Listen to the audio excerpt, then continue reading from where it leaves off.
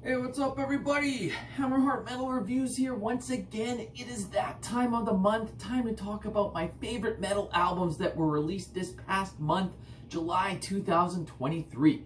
I will say to start this off, this month maybe not the strongest month throughout the year so far in terms of releases. There's still a handful of really killer albums, but as I was putting this together over the last few months, I've usually done around 15 albums on these lists. Here it would have been a struggle to come up with 15. I definitely listened to more than 15, but a handful of them just to me weren't really worth mentioning or weren't worthy of being on this list. So I've only got about 13 albums for you here today. That being said, I'm sure I'm missing a ton as well, just stuff that I didn't get around to checking out, especially stuff that just came out this last week. I usually don't do this video till the following week of the last releases, but I'm going to be out of town, so I'm doing this a little bit earlier. I tried to listen to as many albums that came out this week as I could, but there were still a couple that I haven't heard yet, so that could be why they're not on this list. But as usual, give me your picks down below. Let me know which ones I've got to go check out if I didn't mention them here. Always looking for new recommendations and great new metal albums to listen to. But without further ado, let's just get into this. Like I said, I've only got 13 albums here for you today. I will say the first few I think are pretty decent, but maybe not outstanding. But as I get towards the top 5, that's where it gets really good. There is still a handful of albums that are absolutely killer this month. So, coming in 13th place, I am going with Eternity and their album Mundicide. This is some Norwegian black metal. Apparently this band has roots to the early days of Norwegian black metal. I'm not too familiar with this band or with the members, what they've done before, but just reading through like the Bandcamp page, that seemed to imply that they've been around for quite some time, at least in the scene. I will say this album, it's pretty much just straightforward Norwegian style black metal, got that second wave vibe to it. Maybe not anything too original or unique, but it is enjoyable. Definitely still worth checking out. It just cracked my list. Go give it a listen if you have not. Up next in 12th, I'm going with The Night Eternal and their album Fatale. So this is some traditional heavy metal from Germany. Definitely got a healthy like gothic touch in there as well. Very unique vocals, which to be honest is not my favorite thing about the band. I feel like it holds myself back from enjoying it more. I've heard other people say the vocals are what really sells them on this band, but for me, it's not my favorite. But that being said, these songs are very catchy. It's solid tunes. They're gonna stick in your head. Overall, it's still a pretty decent album. I don't want it to sound like I'm just hating on it. I'm still putting it on my list because I think it's worth checking out. I doubt this is an album you'll see on like my year-end lists. I don't think it's that good, but that being said, it's still very enjoyable and definitely worth your time to go give it a few spins. All right, up next in 11th, let's go with some Canadian content with Serpent Corpse and their album Blood Sabbath. So this is some death metal from Quebec, some Quebecois style death metal.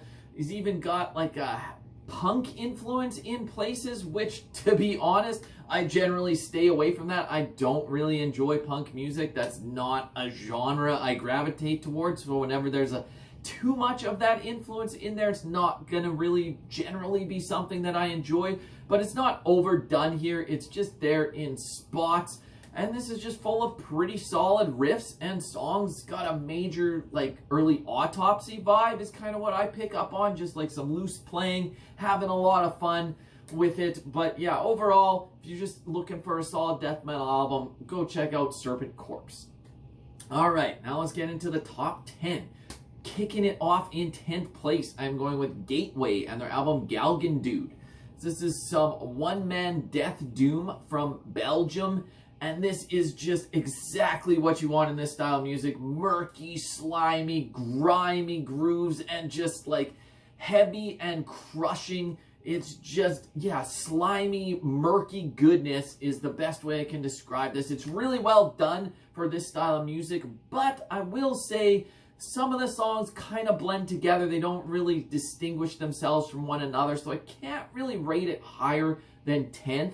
I don't know, as I'll go back to this one a ton, but all that being said, this is still a very enjoyable Death Doom album. Definitely worth your time. All right, up next in 9th, Going with Somniate and their album We Have Proved Death. This is some black metal from Czechia. This is a band I had never heard before. This isn't their debut album. I believe they have one other, but I have not heard it. And this is black metal, but with a different spin on. It's got really interesting vocals, not that typical black metal rasp that you're used to. Maybe a band I would compare the vocals to would be a band like Venom from the States. If you've heard them, it's kind of got like similar register in his voice, but the uniqueness here really makes it stand out. Every month I'm checking out so many black metal albums, so the ones that are a little bit unique are the ones that are going to stand out to me, and this one definitely has enough uniqueness that it doesn't just sound like everything else. This is a solid black metal album full of great riffs. Definitely go check it out if you're into something a little bit different, but that's still very solid. All right, let's switch gears completely. Up next in 8th, I'm going with Aetherian and their album At Storm's Edge. So this is some melodic death metal from Greece. I will admit that melodic death metal, while in my younger days it was a genre I spent a lot of time with, it's not something I gravitate to a whole ton these days, but this album is very enjoyable. I still make exceptions when the album is good, and this one definitely checks those boxes. Although this band is from Greece, they really bring in like that Finnish style. Think of a band like Insomnium as maybe a good comparison, maybe a band like Bellicor. Not that Bellicor is from Finland, I know that, but similar style to those bands. If you're into any of that kind of stuff, definitely check this album out. I think it's really well done. The songs stick out, they're memorable, great riffs, solid vocals. All in all, very well done melodic death metal album. Go check out Aetherian. All right, switching it up again in 7th, let's go with some power metal with Bloodbound and their album Tales from the North. So this is some power metal from Sweden. This is just a super catchy and fun album. Maybe not anything to take too seriously. It's a little over the top, especially if you watch the music videos. Kind of makes me cringe a little bit with the vocalist. Has like horns permanently on his head. I don't like that. But get past it. Close your eyes. Don't watch the music videos because the music here is great. It's just tons of fun. Like, the vocalist does have a great voice. I'll give him that. I can do without getting permanent horns on your head. I think it looks kind of stupid, but I'm getting off track here. Let's just talk about the music. Super fun, catchy power metal. Awesome stuff. If you're just looking for that kind of album, definitely give this one a spin. Awesome, catchy, fun music. All right, up next in 6th, I'm going with Evoking Winds and their new album, Bald Mountain. So this is a hard band to describe. It's like atmospheric folk music with a healthy dose of black metal in there as well. They are from Belarus. This is a very interesting take on this style of music. Like, it almost focuses more on the folk than on the black metal, but it still blends these together, and it's a concept story really telling a heroic tale throughout, and it's just bringing in so many different influences and different kind of instrumentation. Really interesting album from start to finish. I think it's really well done. Just missed out on my top 5, but it's definitely one that I will go back to quite a bit. I think it's pretty solid. But now let's get into even better stuff. My top 5, this is where it got really juicy. All these next ones I think are a huge step above everything else that I just said. These next 5 are really solid. Let's see what order I've got them in. Okay, coming in 5th place, I'm going with Wyrgher and the album Panspermic Warlords. So admittedly, this album just came out this week. I have not spent a ton of time with it. This one definitely has the potential to rise even higher. This is based just on my first impressions of 2 listens, but it's that strong of an impression that I'm putting in my top 5 with definite potential to rise. This is a one-man black metal project from Switzerland. Features one of the dudes from Ungfell, and this is on I Void Hanger Records, which typically releases some off the beaten path kind of stuff that I love. This is like got that dissonant and strange style of black metal. It's just, oh, I love it. The riffs and the vocals here are just so stand out. And another one, like I was mentioning earlier, where the uniqueness makes it stand out from the crowd. And that definitely, this has uniqueness in spades. I love the album cover. I love the whole theme of this. Just really solid stuff. Maybe more of an underrated one. Definitely go give it a spin if you have not. I do not think you will regret it if you're into black metal. Solid release. Go check it out. Up next in 4th, I'm going with Flight and their album Echoes of Journeys Past. So this is switching gears completely. This is another band from Norway, but this time playing like heavy metal, traditional heavy metal, and hard rock. Like, this is probably the least metal album on this list. It's really got a retro 70s hard rock vibe. Think like Blue Oyster Cult. But this is just full of tasty riffs and melodies and harmonious vocals that really carry these songs. It's so easy to listen to, and you're just going to get right into it. Maybe it's not as aggressive as stuff that I typically listen to, but I love this style of music too. I love some classic rock. I love hard rock. I love things with good guitar melodies, and this has that in spades. Really awesome album here. Really well done stuff. Another one that could climb even more as I spend more time with it. But yeah, if you're into just traditional heavy metal, hard rock at all, definitely go check out this album. Up next in third, an album I did a full review of, and that is Blackbraid with their sophomore album, Blackbraid II. So I won't go into too much detail since I did a full review, which you can go check out if you did not. This is some black metal from the USA, one-man band.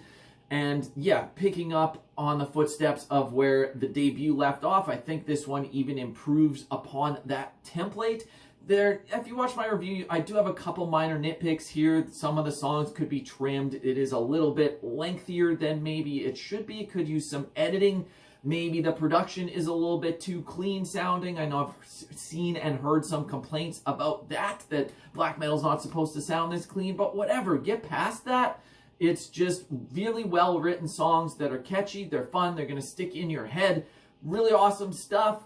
Yeah, I'm not putting it higher than this, but I enjoy it a lot, and yeah, it's in third place today. Up next in second, I'm going with Fen with their album Monuments to Absence. So I didn't do a full review of this album, but I did kind of a mini review. I did a discography ranking for them, so you can go check that out as well to hear my full thoughts on this album, as well as every album in their discography. This is some atmospheric black metal with a healthy dose of post-rock from the United Kingdom. This one is, honestly, I think it's one of their best albums. Much in the same nitpicks that I have with Blackbraid, I have here as well. This album is a little bit too long and could definitely use some editing. There is an absolutely amazing album in this like 70-minute runtime. If it would have just been cut down to even say 50 minutes, this could be even better. But that being said, I don't want that to detract from listening to this. It's full of great songs, memorable riffs, really awesome stuff. Probably their most aggressive album to date, and I absolutely love it. It's in second place. So that just leaves one, which is an album I have not talked about. It's actually a band that I have probably only mentioned on this channel maybe 2 or 3 times, and that is Mizmor with their new album Prosaic. So this is another one-man band, this time from Portland in the USA. Plays a combination of black metal with doom, with drone elements in there as well. Very hard band to describe, but very unique and just really intense stuff here. It's very emotionally weighted music. The vocals kind of change styles, got a black metal rasp, but then at more times it's more of a throaty growl.